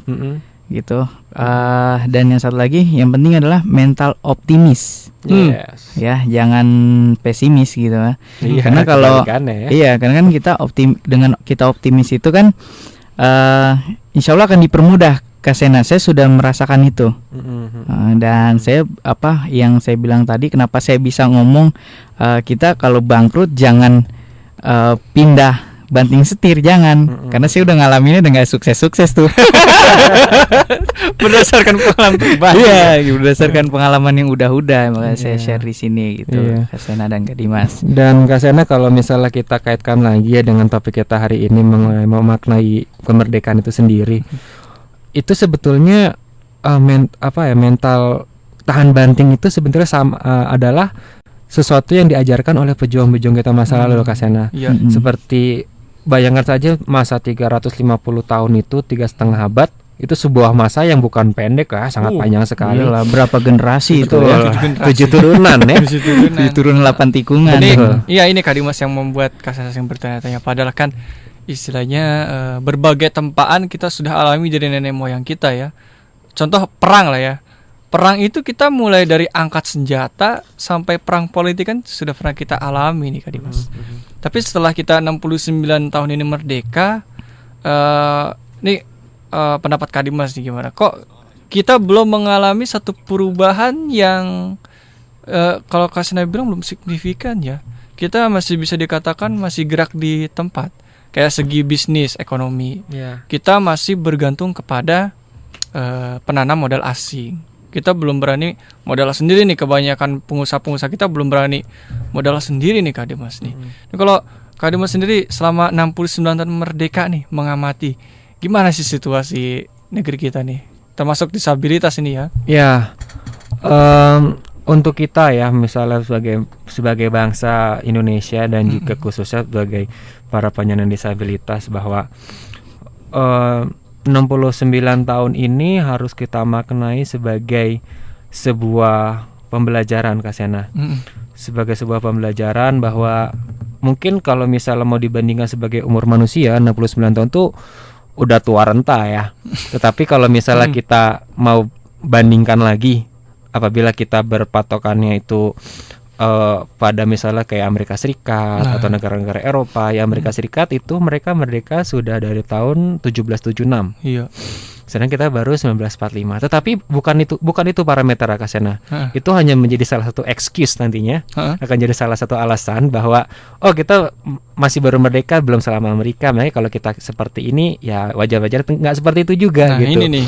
Bahwa salah pahamnya ini bahwa tiap diluruskan. Betul, bahwa tiap kita itu punya kesempatan yang sama. Kita sudah alhamdulillah sudah melalui para founding fathers kita, melalui Soekarno, Hatta, Syahrir, dan dan rekan-rekannya itu semuanya itu yang mengantarkan kita kepada alam kemerdekaan. Harusnya dengan modal kemerdekaan itu adalah modal yang paling besar loh, Kak Sena, modal paling dasar. Untuk itu kita bisa mengembangkan diri. Bayangkan saja kita punya skill, kita punya kemampuan yang luar biasa, tetapi jika kita belum merdeka, ketika kita masih terjajah, itu kita mau usaha apapun juga pasti akan sulit ya. Akan sulit ya. Jadi kita ingin bisnis segala macam, tapi pemerintah kita itu orang asing gitu. Pasti kita akan dipersulit, kita akan diberi pajak yang besar. Sumber daya alam kita dibawa ke luar negeri gitu kan, keluar dari bangsa kita sendiri. Itu kemerdekaan adalah satu modal utama yang seharusnya itu menjadi modal yang paling besar untuk kita bisa mengembangkan diri dan bisa membangun bangsa Indonesia ini, Kak Sena. Sama seperti sama seperti buat teman-teman disabilitas. Kemerdekaan itu kemerdekaan untuk berpikir, kemerdekaan untuk bisa bermimpi, kemerdekaan untuk bisa tetap optimis, itu adalah modal dasar yang harus dimiliki oleh teman-teman penyandang disabilitas. Apabila dari awalnya saja dia sudah pemikirannya itu masih belum merdeka ya, masih seperti saya disabilitas, saya nggak bisa ini, saya nggak bisa itu, jadi saya terkekang oleh keadaan. Saya di rumah aja deh, Saya mau kerja juga nanti paling juga pasti ditolak gitu kan. Saya mau bisnis nanti juga kalau bangkrut gimana, nggak ada modal segala macam. Ada yang manggut-manggut kali Mas, kawan manggut-manggut. Kayak kelihatan aja Kak Sena ya. Sering ditolak kawan dulu ya. Kayak banting setrika wira swasta dia. Padahal Kak Sena ya, padahal modal terbesar itu adalah tadi modal kemerdekaan kita untuk berpikir. Modal untuk kita awal tuh bukan modal uang, bukan modal aset, tetapi modal utama adalah niat dan tadi kemerdekaan berpikir, mentalitas tadi kita itu. Apabila kita sudah bisa menembus mental blocking tadi, rintangan mental tadi, kita sudah bisa berpikir secara terbuka, secara merdeka, ya itu insya Allah nanti peluang-peluang akan datang dengan sendirinya. Seperti tadi juga pelajaran dari Mas Ratim bahwa hal terbesar itu, hal paling sulit adalah ketika harus memulai. Ketika kita sudah memulai dan sudah mencoba, sudah menceburkan diri ke dalamnya, itu ya insya Allah ya semua akan berjalan gitu aja gitu. Karena ketika sudah tercebur ke dalamnya, bukan tercebur dalam got ya, dalam jurang. Iya, ketika sudah tercebur ke dalamnya, ranah itu ya. Iya, itu kita mau tidak mau segala resikonya baik buruk, suka dukanya itu pasti akan kita terima dan akan kita jalani sampai finish nanti Kak Sena. Gitu. Sekarang kan sedang merdeka ini, bebasnya sebuah media nih Kak Dimas. Kalau Kak Dimas sendiri memandang media yang sekarang ini kira-kira sudah cocok belum atau sudah pas belum dengan media yang seharusnya mengedukasi kita nih? Ini Suara Edukasi kan istilahnya sering sekali bikin iklan-iklan, bikin film-film yang mengedukasi supaya kita ini punya mental pembangun gitu, bukan mental yang dibangun. Nah kalau Kak Dimas sih selama nonton TV atau dengar radio, terbalik ya, dengar dan nonton gitu, gimana nih media sekarang kira-kira sudah mulai mengedukasi belum Kak Dimas? Ya, kita sekarang ada di era kebebasan bermedia Kak Sena ya. Semenjak habis reformasi, media itu betul-betul bebas, terbuka, siapapun bisa dengan mudah membuat media. Bahkan sekarang ada media online yang kom itu banyak gitu ya, baik yang reliable atau yang tidak reliable gitu kan. Dan semuanya memberikan kita banyak pilihan. Betul. Tapi media itu jangan kita pandang sebagai sesuatu yang ketika kita mengkonsumsi itu kita harus dengan mentah-mentah menelannya Kak Sena. Tetapi harus selektif juga ternyata. Harus selektif. Jadi kita banyak pilihan. Televisi banyak, radio banyak, mau yang streaming juga ada, media online, koran semua ada gitu. Jadi tinggal bagaimana kita secara selektif sebagai kita sudah dewasa, sudah bisa memilah mana yang baik dan benar dan dalam alam yang merdeka, kita harus bisa memilih mana yang kira-kira bermanfaat bagi saya, mana yang benar, mana yang reliable, mana yang bisa dipercaya dan mana yang tidak. Jadi kalau misalnya kita hanya memusingkan media-media yang kira-kira yang tidak mendidik atau tidak edukatif, ya itu kita akan pusing sendiri gitu. Jadi kalau media, kita memilihlah media-media edukatif yang bermanfaat gitu loh. Seperti salah satunya ya program Kartunet di Suara Edukasi ini ya. Promosi ya. Kan ya beda ya. Tapi memang benar Kak Dimas, kita sebagai penyandang disabilitas butuh sebuah media untuk mengedukasi masyarakat ya, agar masyarakat itu ketika bertemu dengan disabilitas tidak canggung lagi gitu. Nah, nih sahabat edukasi, ternyata perbincangan kita semakin menarik untuk mengisi tema kita pada hari ini, makanya kita tunggu nih tetap ya partisipasi dari sahabat di 081325261440 atau mau telepon boleh, kita mau ngobrol bareng di sini ya di 021-741-8914. Boleh juga mention ke Twitternya Kartunet di @kartunet. Mention juga ke @suara_edukasi. Jangan kemana-mana, tetap di Suara Edukasi yang akrab dan mencerdaskan. Ada yang putih dan ada yang merah. Setiap hari ku siram semua warna hati semuanya indah.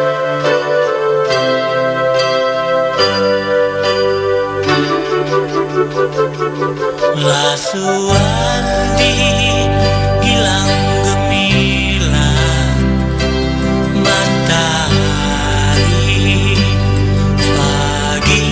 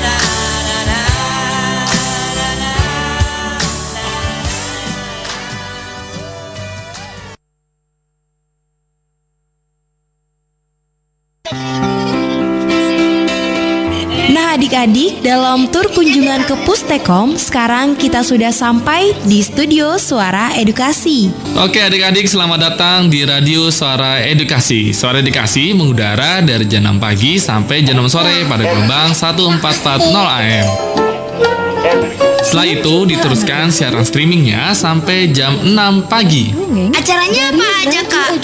Programnya ada Ayo Belajar, ada Sapa Edu, ada Info Edukasi, ada Dongeng, dan masih banyak lagi program pendidikan lainnya. Ini baru radio yang pas buat anak sekolah. Wajib denger nih.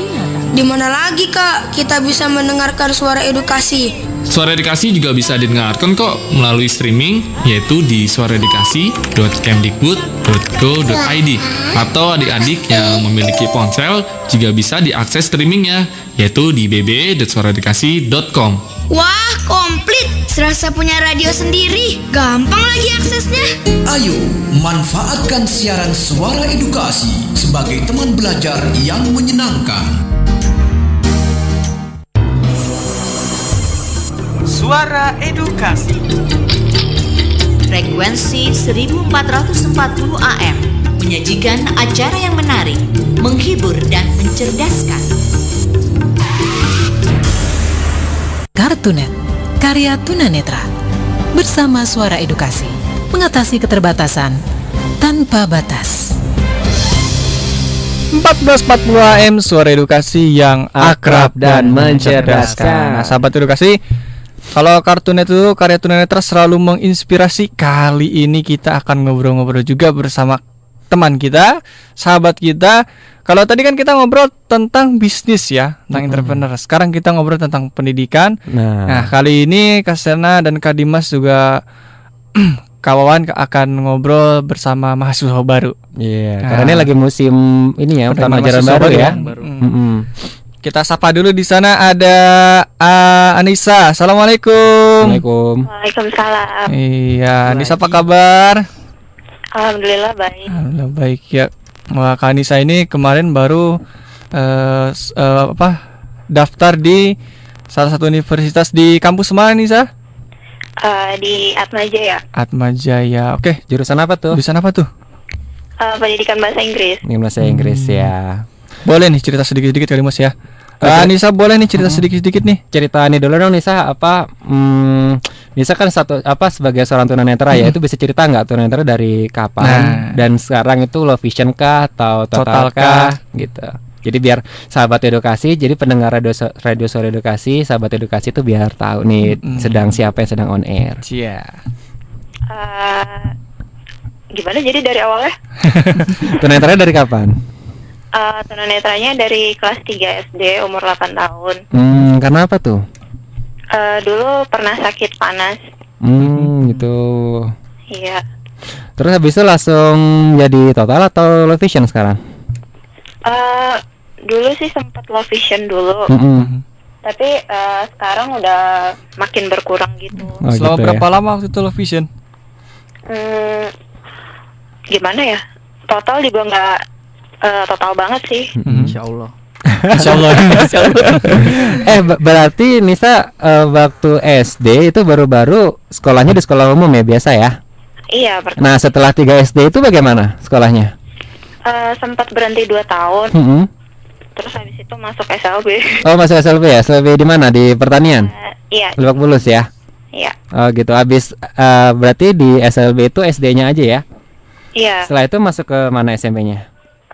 Di 226. 226 Jakarta Selatan ya? Iya. Itu sekolah umum kan ya? Iya. Reguler. Terus SMA-nya ke? Di 54 Jatinegara. Oh, Jatinegara. Oh, itu ada tantangan tersendiri nggak sekolah di sekolah umum dengan keadaan Nisa yang tunanetra? Ada banget. Apa tuh? Ada pengalaman yang unik nggak? Unik. Sebenarnya sih banyak tantangannya tuh dari segi teman-temannya, sosialnya, lingkungan baru juga kan, jadi harus penyesuaian dirinya tuh lebih super dari yang lain gitu. Nah sekarang abis dari SMA terus masuk ke perguruan tinggi ya, itu sudah diterima atau baru mendaftar? Udah mulai kuliah. Udah mulai kuliah ya.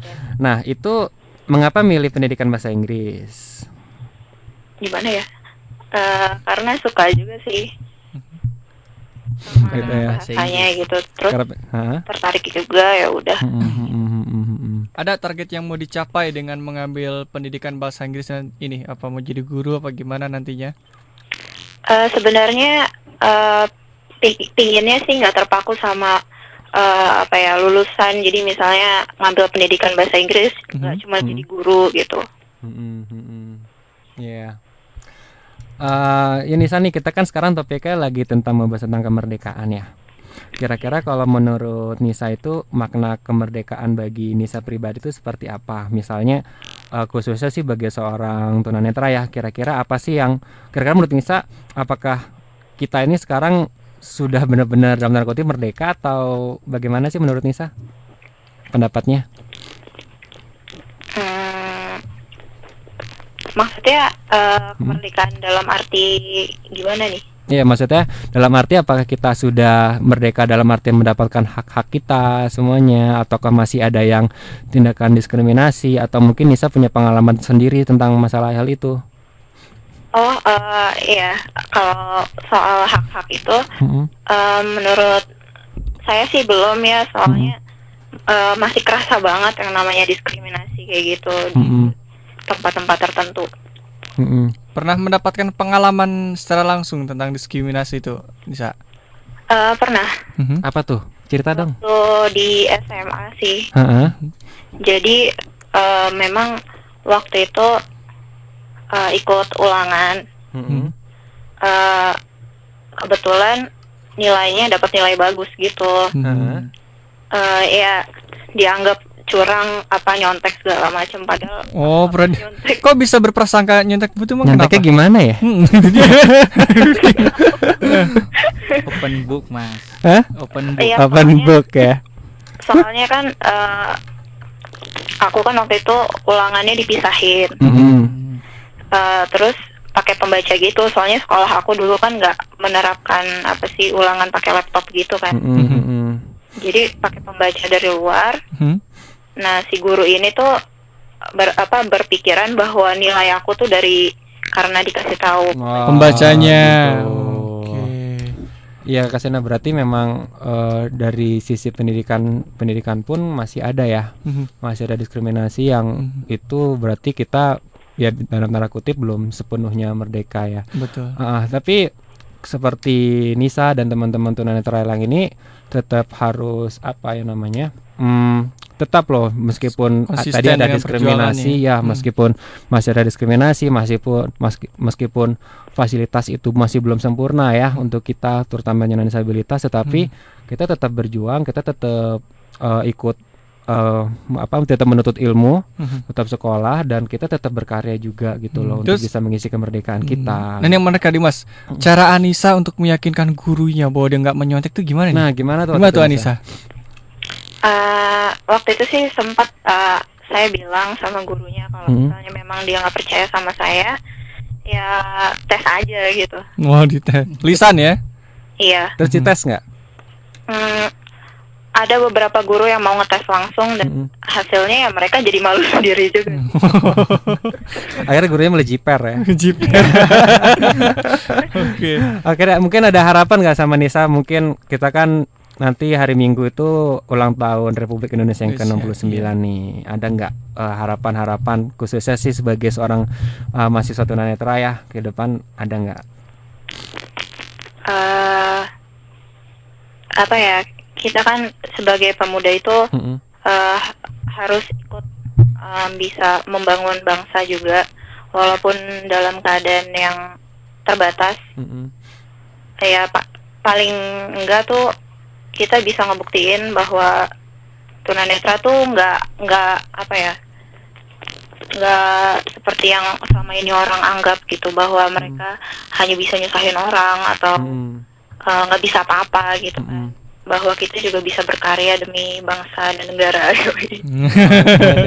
Terima kasih Nisa ya waktunya, dan dengerin terus ya kalau misalnya ada waktu, dengerin siaran kita juga nih tiap hari Kamis jam 2 sampai jam 4 sore di AMS 1440 atau di streaming bisa di bb.suaraedukasi.com. Oke, lain kali kita ngobrol-ngobrol lagi nih saya.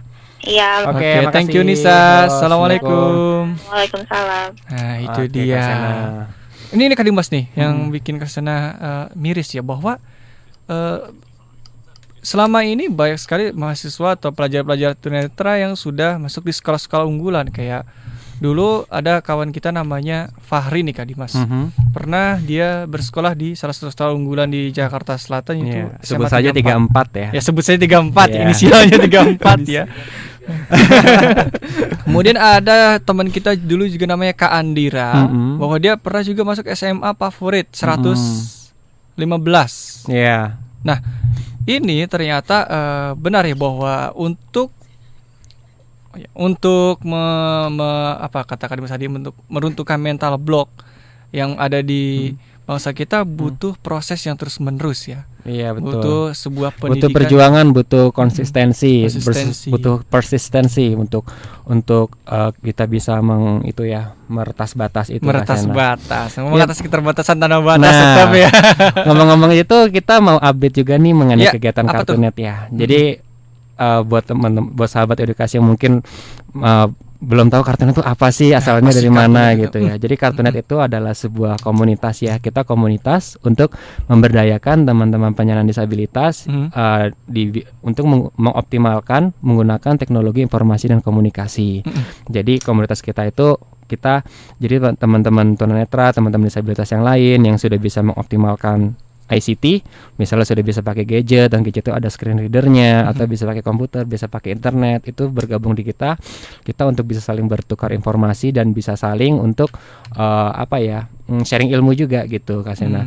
Dan Kartunet ini kita ada websitenya. Ada websitenya ya. Jadi kita berawalnya dari dulu nih 2006 kita bikin website di www.kartunet.com, kartunet.com, dan sekarang kita ada citizen medianya nih, ada website di www.kartunet.or.id.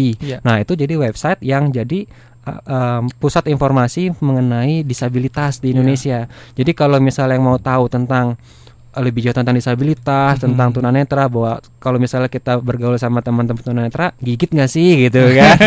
Atau resikonya apa sih? Nggak ada padahal gitu kan. Jadi kalau misalnya yang mau tahu lebih lebih pastinya yang memang berasal dari kita sendiri, itu kita yang menulis. Ada tulisan saya, ada tulisan Sena, ada tulisan juga kontributor yang lain. Itu bisa visit di www.kartunet.or.id, atau juga bisa ikutin kita di sosial media Kak Sena ya. Facebooknya gimana nih Kak Dimas? Facebooknya di search aja komunitas Kartunet. Atau di Twitter di @kartunet. Nah, kegiatan kita ini nanti sih untuk merayakan juga 17-an. Kita lagi ada rencana nih mau bikin gaming on the road nih Kak Sena nih. Gaming on the road. Nah, Kak Wawan juga tahu nih. Ini akan jadi salah satu peserta nih gitu kan. Jadi gaming on the road itu kita akan main game online. Nah, tapi gamenya jangan dibayangin game-game seperti yang tembak-tembakan jedar-jedar itu ya. Point blank dan sebagainya. Iya. Tapi kita gamenya itu ada banyak sih ya, ada mobil balap, ada juga permainan game ya, permainan kayak kartu gitu ya, ada Wawan ya. Ada kartu. Ada banyak yang lebih ke ketangkasan dan juga kecermatan kita, yang itu sifatnya gamenya gelap nih. Nah, gamenya gelap, audio game. Nah, jadi audio game. Nah, nanti kita akan di 17-an, jika masyarakat itu mereka ada lomba naik panjat pinang, terus ada tarik tambang segala macam, kita pengen nanti bertempat di salah satu tempat di Jakarta, mungkin sih antara dua, dari Taman Monas atau di Taman Suropati. Kita akan main game nih, ada beberapa orang tunanetra yang pakai laptop, terus nanti ada main game di situ, dan nanti teman-teman bisa ikut interaksi dan bisa tanya-tanya lebih tahu tentang disabilitas, tentang Kartunet, dan tentang tunanetra juga gitu. Tunanetra bisa main mobil balap loh. Wah, bisa nabrak ya, tapi nggak mati-mati kalau Iya, udah jam 4 di waktu studio Suara Edukasi nih Kak Dimas dan sahabat Kartunet. Wah, sayang sekali waktunya sudah habis, dan mudah-mudahan apa yang kita bahas pada hari ini, kita obrolin pada hari ini bermanfaat dan menambah wawasan sahabat edukasi semua. Ada pesan mungkin Kak Dimas? Pesannya ya kunjungi terus kartunet.or.id ya. Intinya kita harus tetap berjuang dan kita harus bisa mengatasi segala keterbatasan kita, seperti logo Kartunet di mengatasi keterbatasan tanpa batas. Oke, Terima kasih ya buat terima semuanya. kasih. Buat Kak Wawan, terima Ya, kasih. oke, terima kasih. Buat Buat Mas Bang Charlie Mbak di Jeri. meja operator ya, yang sudah Dan memantau. mbak-mbaknya. Dan buat sahabat edukasi semuanya, terima kasih. Sampai ketemu lagi minggu depan ya, insya Allah jam 2 siang sampai jam 4 sore di Radio Suara Edukasi yang Akrab dan mencerdaskan. Wassalamualaikum warahmatullahi wabarakatuh.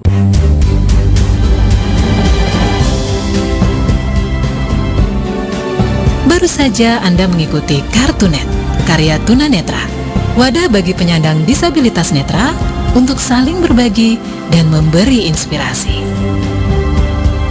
Sampai jumpa Kamis depan, pukul 2 siang di Suara Edukasi.